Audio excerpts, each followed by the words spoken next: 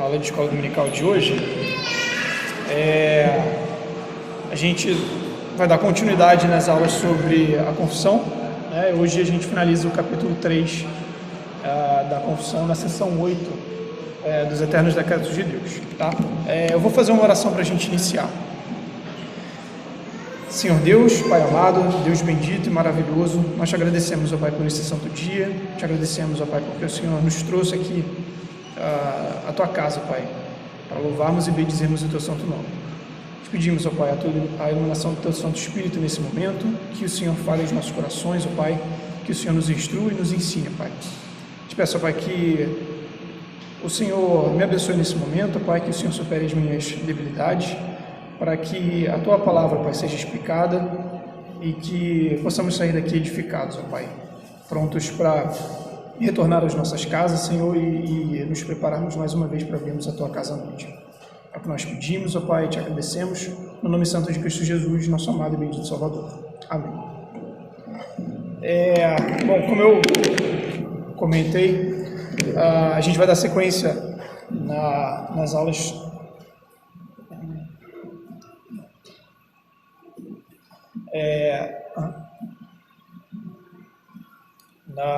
nas aulas sobre a confissão de fé, tá? Hoje a gente vai finalizar o capítulo 3 dos Eternos Decretos de Deus na sessão 8. Antes da gente iniciar aí nessa sessão, eu queria só fazer uma recapitulação bem rápida, né, do que a gente viu nesse capítulo, porque essa sessão ela meio que fecha o entendimento a respeito desse capítulo, tá? Então, na seção 1, a gente viu que Deus ordenou todas as coisas segundo a sua vontade, sem ser autor de qualquer pecado, nem violentar a vontade da criatura, nem a liberdade das causas secundárias. Eu vou só fazer uma rápida passada aqui por todas as sessões, tá? Só para a gente ter na memória tudo que foi tratado. Óbvio que aqui vai ser bem mais resumido, até porque a gente não tem tempo de revisar tudo. Na seção 2, a gente viu que Deus predestinou homens e anjos, uns para a vida e outros para a morte eterna. Na seção 3, Deus predestinou homens e anjos. Na seção 2, o decreto de Deus não se dá por previsão de acontecimentos futuros. Na seção 3, Deus predestinou homens e anjos, uns para a vida e outros para a morte eterna. Na seção 4, a gente viu que não há qualquer alteração no número ou no destino de qualquer homem ou anjo, dada a preordenação divina, ou seja, a partir do momento em que Deus preordenou homens e anjos para a perdição ou para a salvação eterna, nem o destino individual de cada um deles pode ser mudado, nem o número de homens e anjos destinados à vida ou à morte eterna é alterado. Na seção 5, a gente viu que Deus escolheu os predestinados para a vida eterna em Cristo antes da fundação do mundo, unicamente pela sua graça e sem qualquer previsão de fé ou perseverança, reforçando o que a gente viu também ali na seção 2.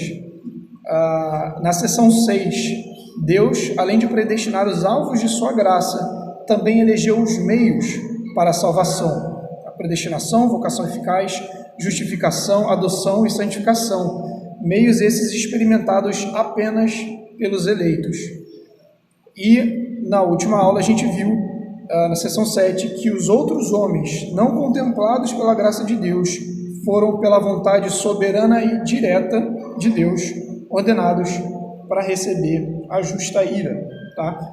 E hoje a gente fecha essa sessão, esse capítulo, com a sessão 8, que diz o seguinte: a doutrina deste profundo mistério de predestinação deve ser tratada com especial prudência e cuidado, a fim de que os homens, atentando para a vontade de Deus revelada em sua palavra e rendendo-lhe obediência, possam, à luz da certeza de sua vocação eficaz, assegurar-se de sua eterna eleição. E assim, a todos quantos sinceramente obedecem ao Evangelho, esta doutrina fornecerá motivo de louvor, reverência e admiração a Deus, bem como de humildade, diligência e abundante consolação. Então, depois da gente ver, né, em todas essas sessões a respeito da soberania de Deus sobre todas as coisas, né, sobre o seu poder em executar tudo que foi planejado, né, e em nada do que Deus planejou e preordenou ser alterado, né? E isso especificamente sendo aplicado também à salvação. Nessa sessão a gente vai ver qual deve ser a nossa resposta diante desse conhecimento, qual que deve ser a nossa atitude diante do conhecimento da soberania e do poder de Deus sobre todas as coisas, inclusive e especialmente sobre a eleição, sobre a predestinação. Tá? Só lembrando, isso aqui é uma aula, então vocês podem se sentir à vontade para perguntar, contribuir, né, fazer comentários, tá?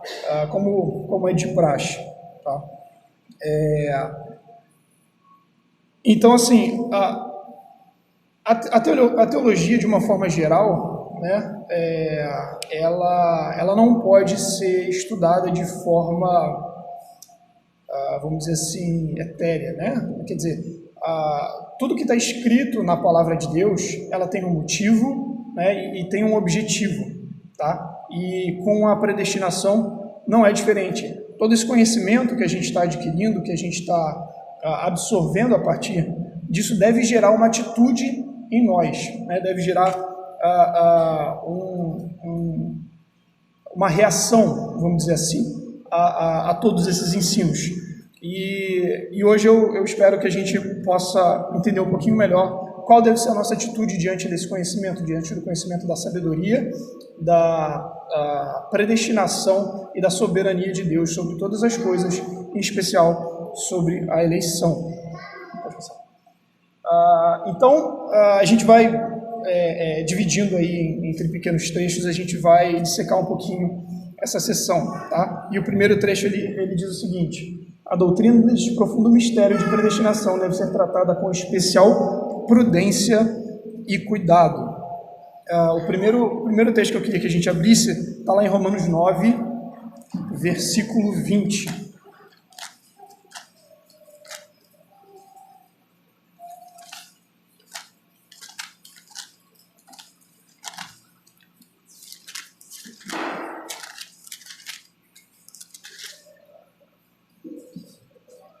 Alguém pode ler? Quem és tu, ó homem, para discutir com Deus? Porventura pode o objeto perguntar a quem o fez? Por que fizeste assim? Aqui no capítulo 9 de Romanos, né, Paulo está discorrendo a respeito da rejeição de Israel, né, diante de toda aquela situação, né, desde de que Cristo nasceu e pregou, né, o evangelho ao povo judeu, foi rejeitado, foi morto, e a partir daquele momento a pregação do evangelho estava se expandindo para outras regiões, e o que eles estavam vendo, presenciando ali naquele momento, era o povo judeu rejeitando a palavra de Deus, rejeitando, né, a continuidade da revelação divina. Tá? E aí no versículo 14 desse mesmo capítulo, ele pergunta: que diremos, pois? A injustiça da parte de Deus? Quer dizer, diante de tudo que aconteceu na história daquele povo, né? Foi um povo escolhido por Deus lá em Abraão, um povo que recebeu as promessas, um povo que recebeu os oráculos de Deus, que era tratado de forma especial por Deus. Agora estava sendo rejeitado, né? Estava sendo rejeitado pelo próprio Deus. E diante de toda essa situação, né, muitos se perguntavam, né, e até hoje se perguntam, por que o povo de Deus, por que os judeus foram rejeitados? Existe injustiça da parte de Deus diante disso, e algo que a gente precisa também pensar nos nossos dias, né? Acho que todo mundo aqui deve ter algum parente ou amigo próximo que não seja cristão, né? Acredito que a maioria aqui tenha.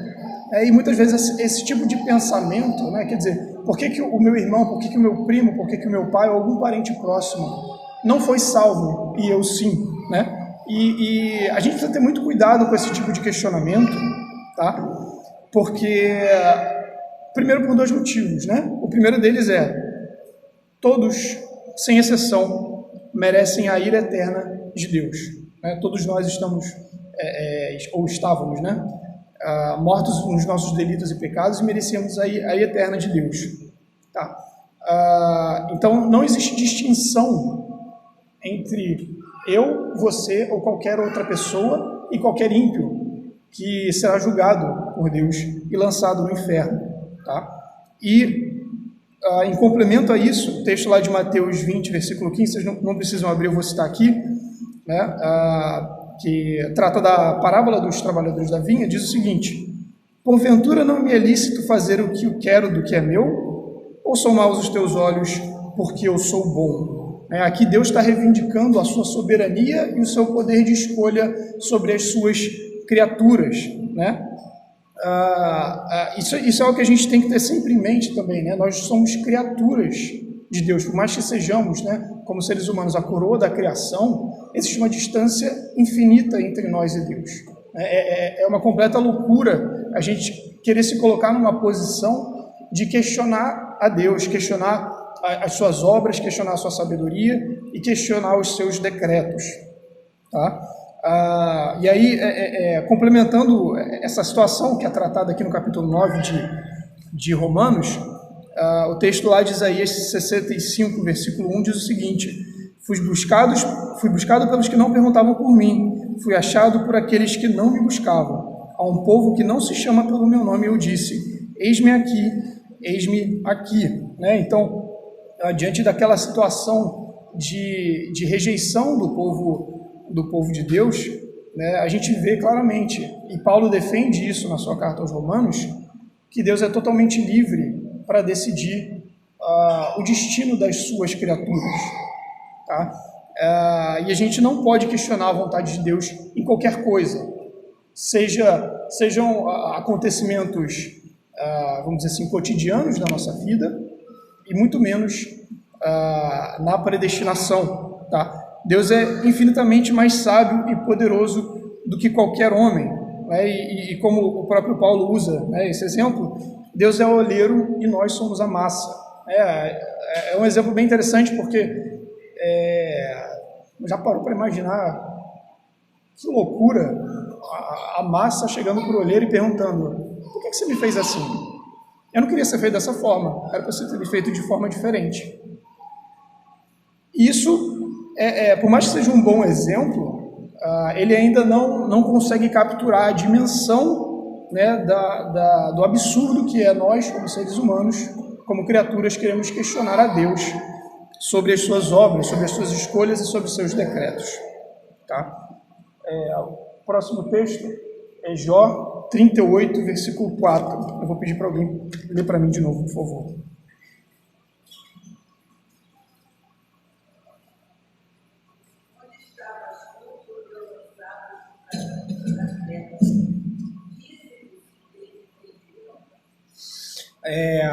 Só para refrescar a memória, o contexto aqui é o seguinte, né? Depois de tudo aquilo que aconteceu com Jó, a gente tem aquela série de, vamos dizer assim, debates, né, entre Jó e os seus amigos, né, e todos ali estão tentando, de certa forma, entender por que tanta desgraça recaiu sobre Jó. Né? E aí chega um determinado momento que Deus faz a sua voz ser ouvida e pergunta: onde estavas tu quando eu lançava os fundamentos da terra?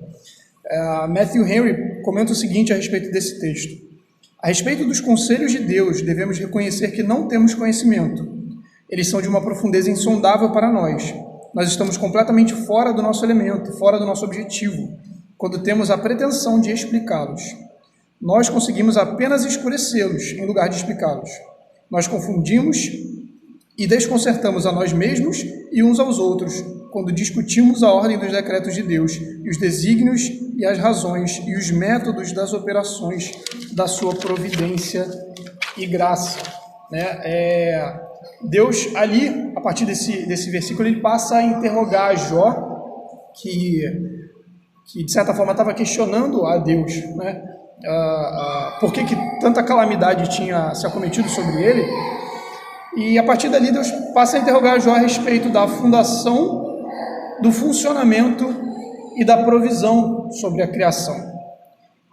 E na sequência do texto a gente vê que Jó fica completamente calado, ele é incapaz de responder a Deus, como nós também somos, né?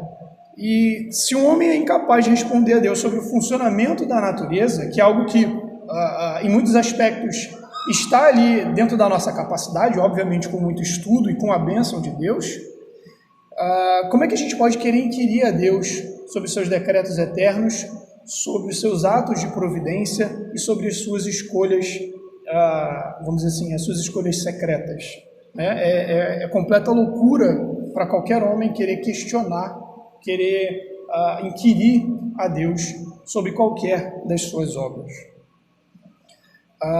Romanos 11, 33. Vou pedir para alguém ler mais uma vez.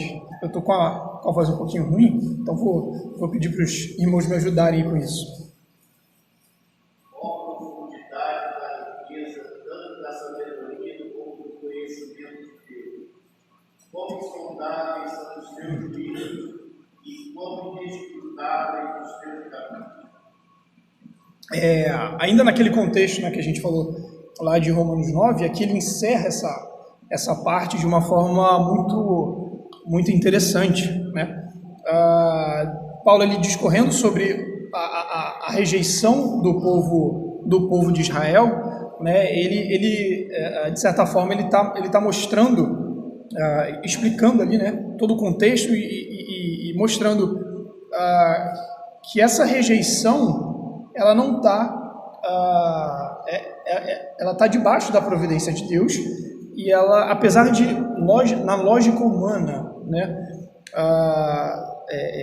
ser um pouco contrário ao que a gente poderia imaginar, né, porque o povo hebreu foi escolhido lá em Abraão centenas, diversos séculos antes daquele momento, né, um povo que foi mantido por Deus, foi abençoado por Deus, foi em diversos momentos, né, mesmo com castigos severos, era um povo que vinha sendo mantido por Deus, e a partir daquele determinado momento, os judeus começam a demonstrar que estavam sendo rejeitados por Deus, né? Então, na lógica humana, aquilo ali estava meio bagunçado, né? Como é que você explica algo assim, né? E Paulo, ao longo desses capítulos de Romanos, ele explica que isso não está em dissonância com os decretos de Deus, né? Porque Deus escolhe aqueles a quem Ele quer e faz das suas criaturas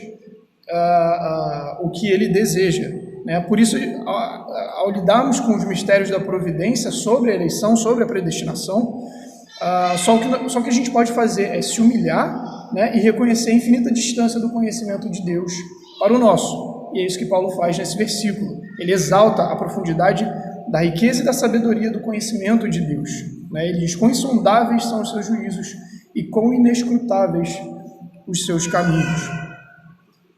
Próximo, pode falar. No capítulo 9 de Romanos, versículo 27, ele fala uma profecia de Isaías, e ele fala: ainda que os futuros dos filhos de Israel sejam como o mar, remanescente fiel é que será salvo. É uma escolha de Deus dentro desses filhos, os verdadeiros filhos é que serão salvos. Exato, eu não vou lembrar aqui a referência, né, mas, enfim, isso vinha sendo revelado ao longo de toda a Escritura, né, até, eu vou lembrar a referência aqui, que eu sou péssimo nisso, mas, se eu não me engano, o próprio Paulo fala: nem todos os de Israel são de fato israelitas, né? Então, esse questionamento que é levantado aqui, né, ele não está levando em consideração a própria palavra de Deus, que já vinha revelando esse fato já há muito tempo, tá? Próximo texto, Deuteronômios 29, 29.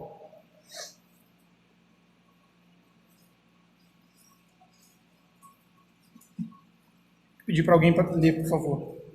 As coisas encobertas pertencem ao Senhor, nosso Deus, porém as reveladas nos pertencem a nós e a nossos filhos para sempre, para que cumpramos todas as palavras desta lei. Olha que interessante o que esse versículo está dizendo, né? Dentro aqui da perspectiva do que a gente está estudando, né? Sobre qual deve ser a nossa posição, qual deve ser a nossa ação diante do conhecimento da providência de Deus, né? As coisas reveladas nos pertencem. E o que é revelado a respeito da providência?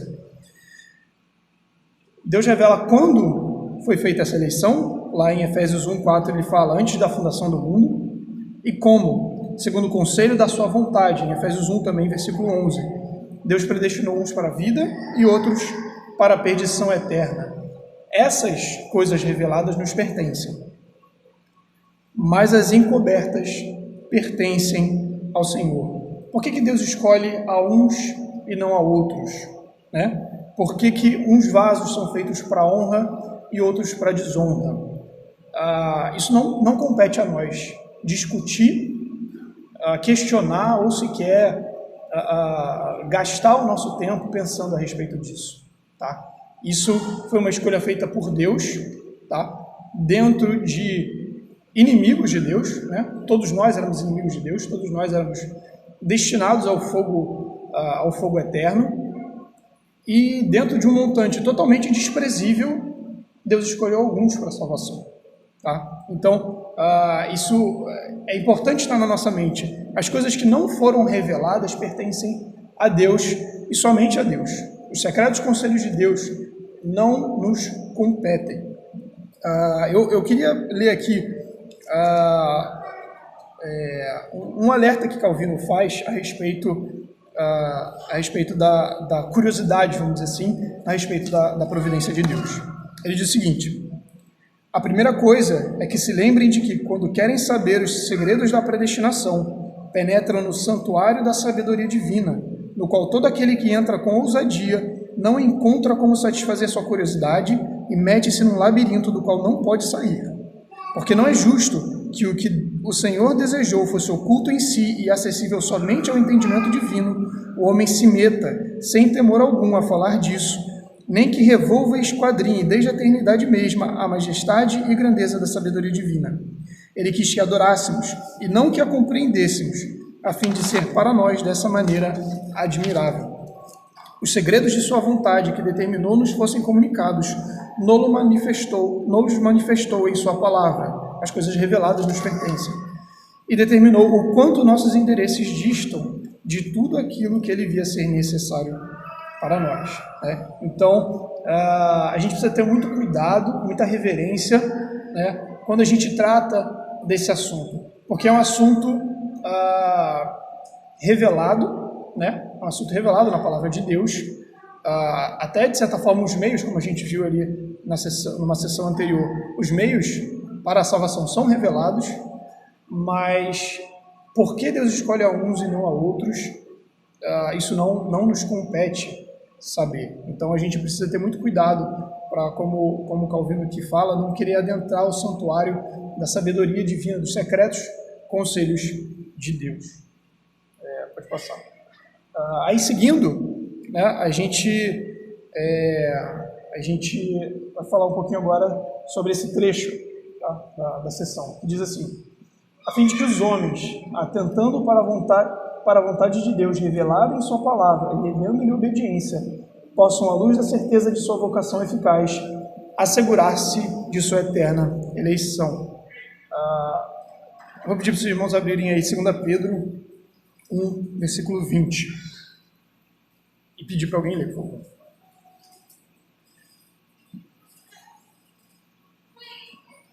Sabendo unicamente isto, nenhuma profecia da Escritura provém de particular elucidação. Pelo que a gente viu aí ao longo dessas sessões, né, do capítulo 3, a gente pode dizer com bastante segurança e bastante tranquilidade que a predestinação possui ampla defesa e exposição nas Escrituras, tá? Tendo sido profetizada lá desde os tempos primórdios, né? Agora eu não vou lembrar o texto, acho que lá em Gênesis capítulo 18, bom, eu não vou lembrar aqui, mas deixa para lá, eu não vou lembrar aqui, não vou falar para não me perder, tá? Mas a predestinação, ela vem sendo explicada, vem sendo demonstrada na palavra de Deus desde os primórdios da revelação divina, né? E sabendo que, como Pedro diz aqui, nenhuma profecia ou doutrina das Escrituras provém de particular elucidação, a gente, com base nessas evidências e nessa segurança que a gente tem na palavra de Deus, a gente pode se assegurar de que a nossa eleição foi realizada na eternidade pretérita, como diz aí, como a gente viu nas sessões 3 e 4, tá? E que por isso o nosso destino final é inalterável, tá? Então, diante de toda essa exposição a respeito da providência de Deus e dos seus decretos eternos, a gente pode e deve se assegurar da nossa eleição, porque, como a gente viu, ela foi feita antes da fundação do mundo, e o Deus que decretou é o mesmo Deus que executa essa salvação, é o mesmo Deus que vai nos preservar até o fim dos tempos. Você queria falar de Abraão?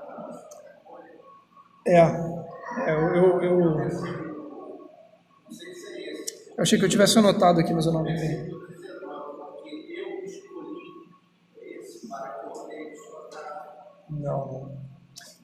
Não tem problema.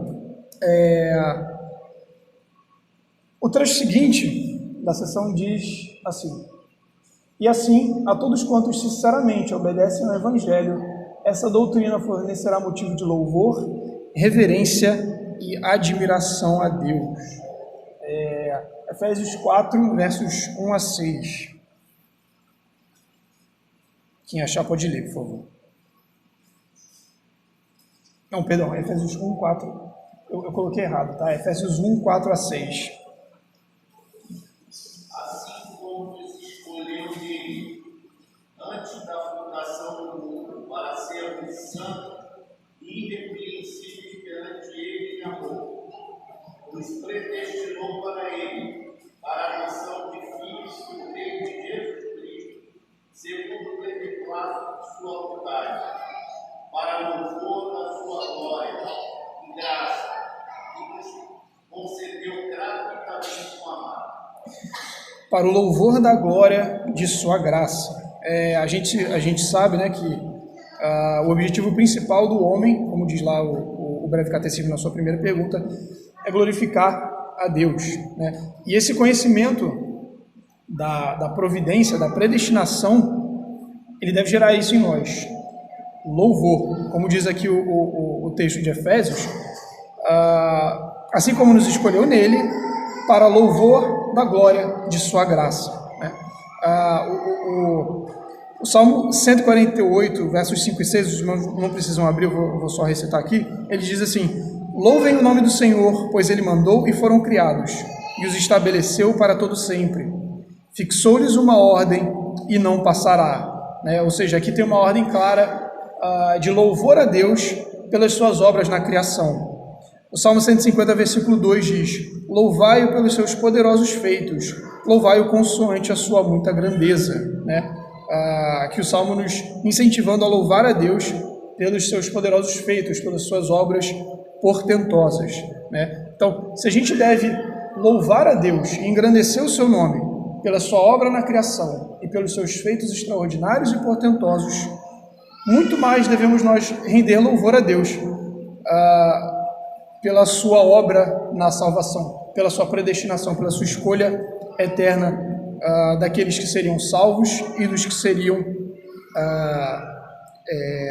dos que sofreriam a sua ira eternamente. Salmo 103, versos 2 a 4 diz o seguinte: bendize a minha alma ao Senhor e não te esqueça de nenhum só de teus benefícios. É Ele quem perdoa todas as tuas iniquidades, quem sara todas as tuas enfermidades, quem da cova redime a tua vida e te coroa de graça e de misericórdia. Então, uma das, além da reverência e do cuidado que a gente deve ter ao tratar desse assunto, né, outra das nossas atitudes referentes diante desse conhecimento é o louvor e a glória do nome do Senhor. Pode passar para o próximo. Mais uma vez, Romanos 11, 33. Se os irmãos não precisam abrir, eu vou ler aqui. Ó profundidade da riqueza, tanto da sabedoria como do conhecimento de Deus. quão insondáveis são os seus juízos e quão inescrutáveis os seus caminhos. Né? Como a gente já falou aqui, diante da exposição, né, da vontade divina em relação à predestinação, né, aplicado ali a Israel e aos gentios, fechando toda essa linha argumentativa, Paulo reconhece a disparidade entre o seu conhecimento e o conhecimento divino, entre a sua ignorância, né, em relação aos decretos de Deus e a sabedoria divina, né? E ele finaliza esse capítulo de forma muito bonita, louvando o conhecimento, a sabedoria, os juízos do Senhor. E essa deve ser a nossa atitude diante desse conhecimento. E ele continua, bem como de humildade, diligência e abundante consolação. Né? Mais uma vez a gente vendo aí qual deve ser a nossa atitude diante desse conhecimento. Sobre a humildade que a gente deve ter em relação a esse assunto. Romanos 11, versos 5, 6 e 20.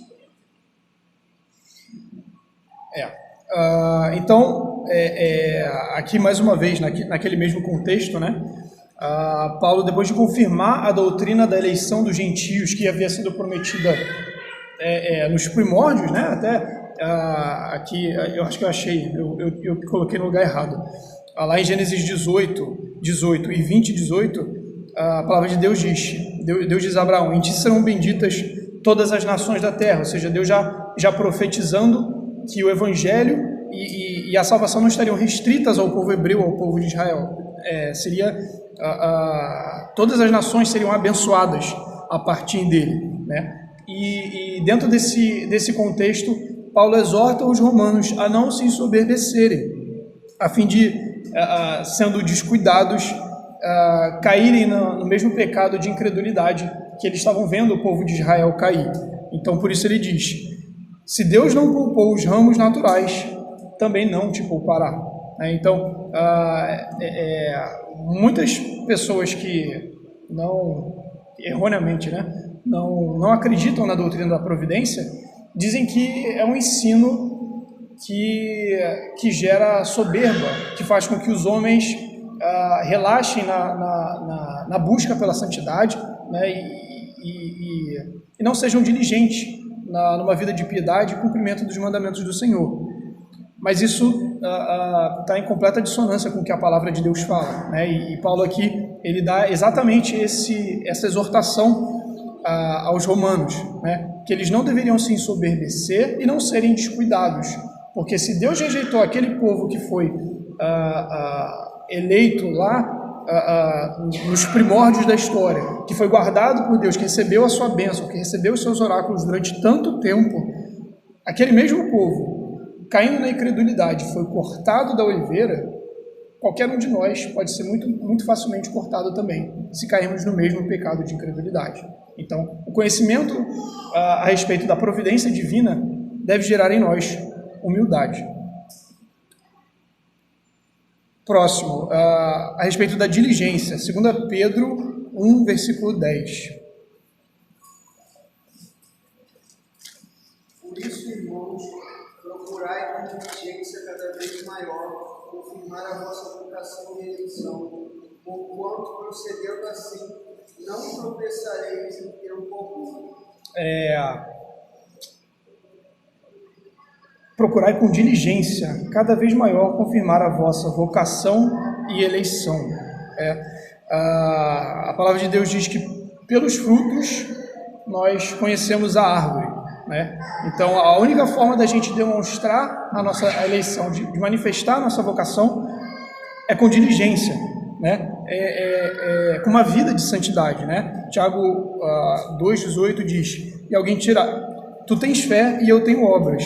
mostra-me essa tua fé sem obras, e eu com as obras te mostrarei a minha fé. Então, o conhecimento dessa verdade, né, de que nós fomos eleitos por Deus antes da fundação do mundo, né, deve gerar em nós diligência. Tá? O texto, aqui eu vou parafrasear, né, Filipenses 2, 12 e 13, né, sabendo que é Deus quem efetua em nós tanto querer como realizar. Paulo, na carta de Filipenses, nos exorta a desenvolver a nossa salvação com temor e tremor, ou seja, o conhecimento da providência, da doutrina da providência de Deus, deve gerar em nós diligência para buscarmos uma vida de santidade, uma vida que agrade a Deus. Tá? Eu queria ler rapidamente o trecho anterior desse texto, que eu acho que é muito interessante e confirma o que ele diz aqui nesse versículo 10. Tá? Eu vou ler aqui os versículos de 3 a 8.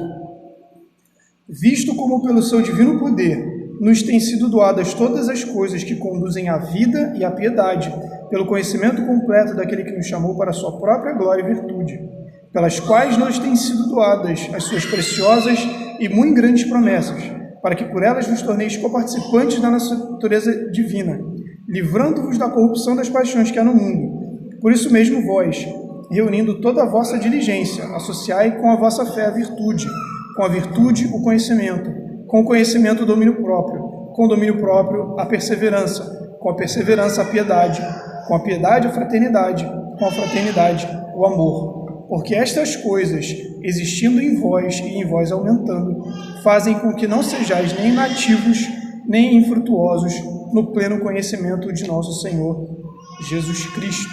Tá?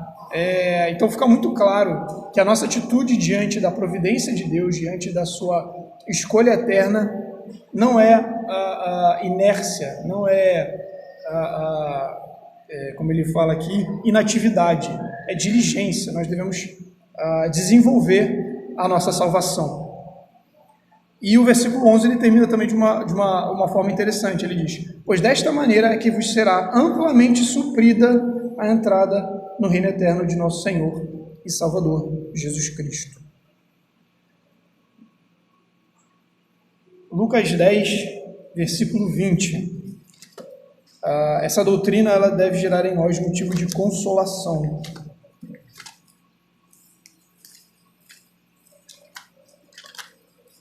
Lucas capítulo 10, versículo 20.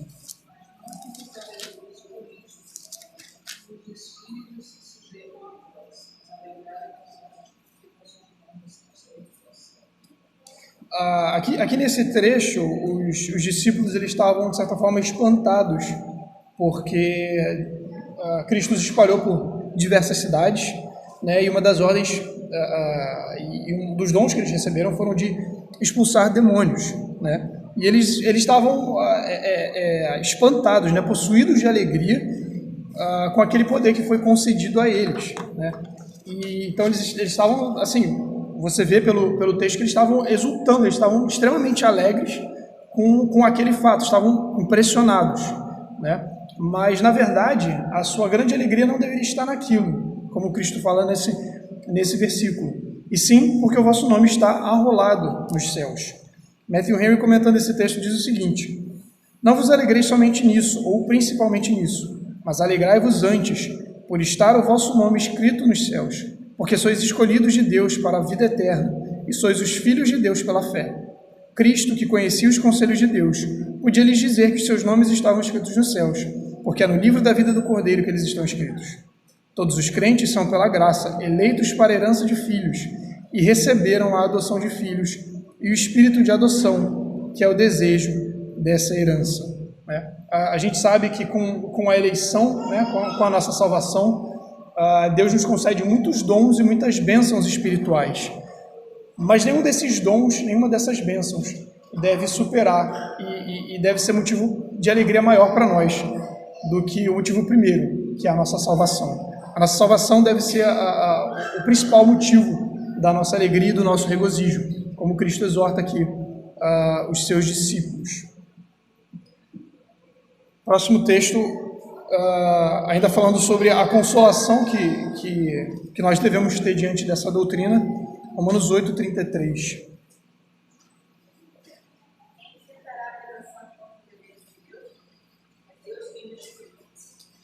A doutrina da providência nos ensina que Deus é quem nos justifica, né? O juiz de toda a terra, aquele que vai julgar todos os homens no seu tribunal, é Ele quem nos justifica, né? Então, isso deve ser motivo de consolo para nós. Relacionado a esse texto, Apocalipse 12, 10 a 12, diz o seguinte: Então ouvi grande voz do céu proclamando: Agora veio a salvação, o poder, o reino do nosso Deus e a autoridade do seu Cristo, pois foi expulso o acusador de nossos irmãos, o mesmo que os acusa de dia e de noite diante do nosso Deus. Eles, pois, o venceram por causa do sangue do Cordeiro e por causa da palavra do testemunho que deram, e mesmo em face da morte não amaram a própria vida. Por isso festejai, ó céus, e vós, os que nele habitais. O diabo, né, Satanás, como a gente até vê bem claramente no livro de Jó, ele é o nosso principal acusador. Ele é o principal acusador dos homens. Mas aqueles que confiam na doutrina da providência, que é amplamente defendida na palavra de Deus, devem ter por motivo de consolo o fato de que o mesmo juiz que nos escolheu antes da fundação do mundo é aquele que vai nos justificar diante do seu tribunal, né? Nem mesmo Satanás é capaz de nos acusar de qualquer coisa, porque não só nós já estamos justificados diante de Deus, como até mesmo a nossa justificação ela não pode ser questionada, né? Porque Deus na obra de salvação, Deus não foi injusto, tirando do meio de ímpios alguns ali com quem ele teve uma certa leniência. Os nossos pecados foram pagos em Cristo, e é isso que a doutrina da providência fala. Alguns foram escolhidos para receberem o sangue de Cristo sobre si e serem justificados. Então, essa doutrina deve gerar consolo em nós, diante dos nossos pecados, diante das nossas dificuldades, diante da nossa natureza caída, né? Nós não precisamos nos desesperar, nós não devemos nos desesperar, porque Deus é quem nos justifica, foi Deus quem nos escolheu, e é na mão desse Deus, que é o eterno e perfeito e justo juiz, que nós somos justificados. É Ele que nos justifica e é Ele que vai garantir a nossa salvação. Então, justamente por isso, nós devemos ter consolo, né? Porque aqueles que confiam nas suas próprias obras e no seu próprio braço para alcançar a salvação, diante de qualquer possibilidade de pecado que sequer passe pela sua mente, eles devem tremer diante do juiz de toda a terra, porque ele é santo e ele é perfeito, e nada passa diante dos seus juízos.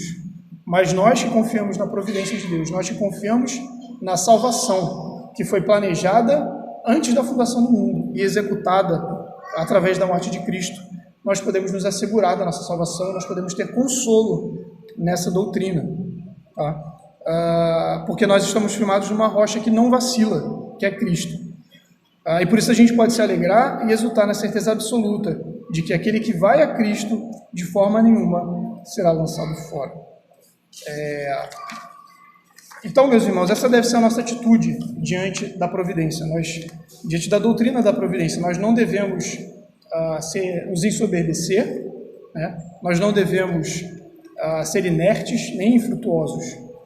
Nós devemos, como a gente viu, tratar essa doutrina com prudência, com cuidado, né? A gente deve se assegurar da nossa eterna eleição por causa dela, e também devemos louvar a Deus, ser reverente diante dele, admirar a Deus pela sua sabedoria, pela sua providência, pelos seus decretos que são eternos e que não passam, mas devemos também ser humildes, diligentes numa vida de santidade e abundantes no consolo que essa doutrina nos traz. Vamos orar para finalizar?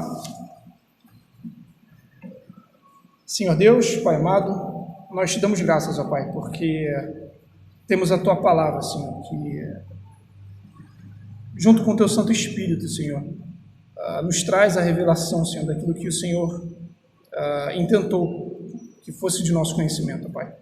Como a gente viu no texto de Deuteronômio, as coisas reveladas nos pertencem, ó Pai, e a doutrina da providência, amplamente revelada na Tua palavra, ela nos pertence, ó Pai, e devemos nos agarrar a ela, Senhor. Devemos ser gratos a Ti, Senhor, louvar e engrandecer o Teu santo nome, porque na tua misericórdia o Senhor nos escolheu, ó Pai, antes da fundação do mundo. E sabemos, ó Pai, porque a tua palavra nos revela que nenhum dos teus decretos vai passar ou falhar, ó Pai. Te agradecemos por isso, ó Pai, te agradecemos pela tua misericórdia, pela tua soberania, ó Pai. Sabemos que pelas nossas próprias obras, ó Pai, jamais alcançaríamos a salvação, ou jamais permaneceríamos nela também, ó Pai.